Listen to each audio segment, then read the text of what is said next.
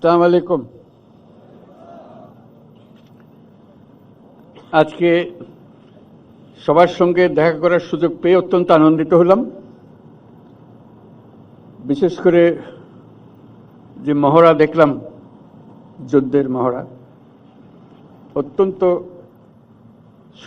সুপরিকল্পিতভাবে এবং সুন্দরভাবে এটা আয়োজন করা এবং সেটা বাস্তবায়ন করার জন্য যারা এটাতে অংশগ্রহণ করেছে তাদের সবাইকে অভিনন্দন জানাচ্ছি। সবাই আমরা হাততালি দিলাম তাদের জন্য।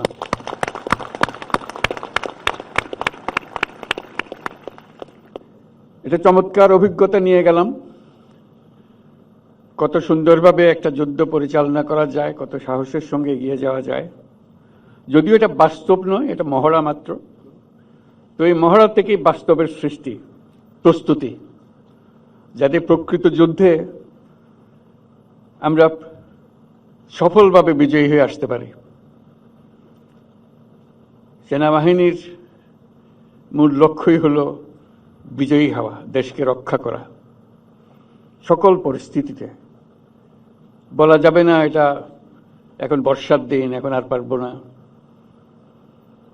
এখন বেশি গরম, এটা পারা যাবে না, বলার উপায় নেই।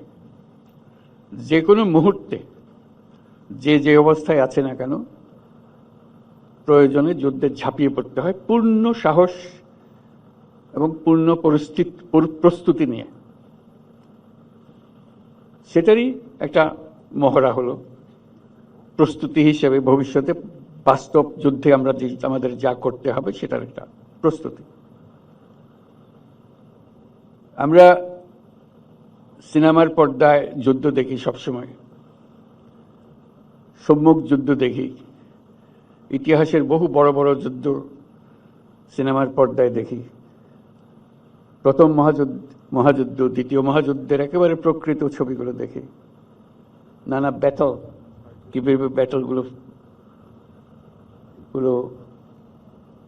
যুদ্ধে তারা শত্রুর সম্মুখীন হয়েছে সেই দৃশ্য দেখি, করুণ দৃশ্য দেখি, সাহসের দৃশ্য দেখি। অনেকগুলো আমাদের স্মৃতিতে অমর হয়ে থাকে, সারা পৃথিবীর স্মৃতিতে অমর হয়ে থাকে, তাদের বীরত্বের জন্য, তাদের সাহসের জন্য। সম্পূর্ণ অসহায় অবস্থা থেকে কিভাবে পুরো জিনিসটাকে পাল্টে দিয়ে জয়কে ছিনিয়ে নিয়ে আসে, সেগুলো দৃশ্য দেখেছি। বহু ব্যাটল পৃথিবীতে বিখ্যাত হয়ে আছে। এক একটা ব্যাটল কিভাবে তারা লড়াই করেছে, কিভাবে জিতেছে, শত্রুর কাছ থেকে বিজয় ছিনিয়ে এনেছে। সবকিছুর প্রস্তুতি এভাবেই হয়। আজকে সেটা দেখে খুব ভালো লাগলো, আমাদের প্রস্তুতি, যাতে এটা ক্রমাগতভাবে আমরা প্রতি মুহূর্তের জন্য প্রস্তুত থাকতে পারি সেটার জন্য।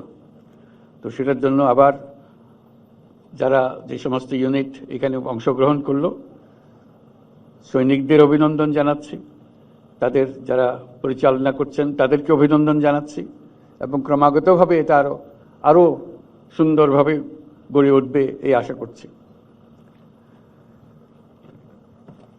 এই প্রস্তুতি মধ্যে যেটা বারে বারে আসবে সেটা হলো যে পারফেকশন।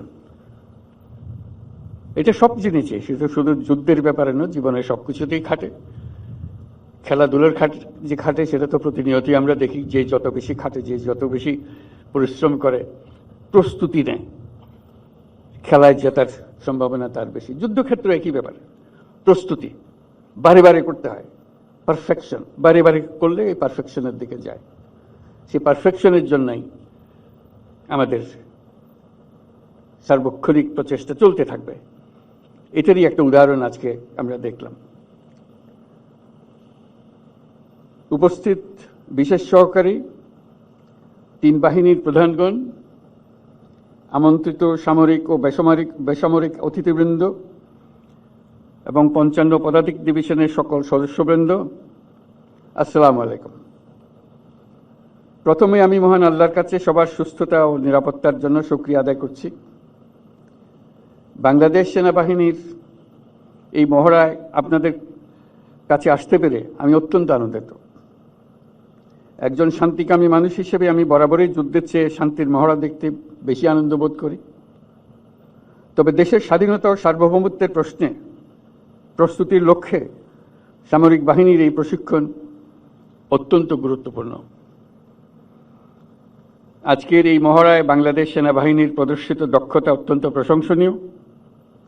এই মহড়া দেখে আমি ও সেনাবাহিনী বিমান বাহিনীর সক্ষমতা সম্পর্কে আরও আত্মবিশ্বাসী হয়েছি।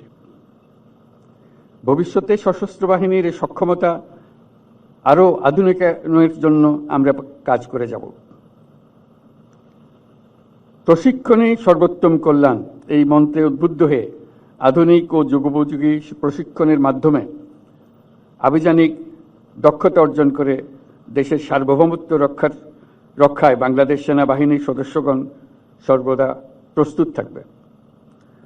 সেই লক্ষ্যে সেনা সদস্যদের প্রশিক্ষণ হতে হবে বাস্তবসম্মত।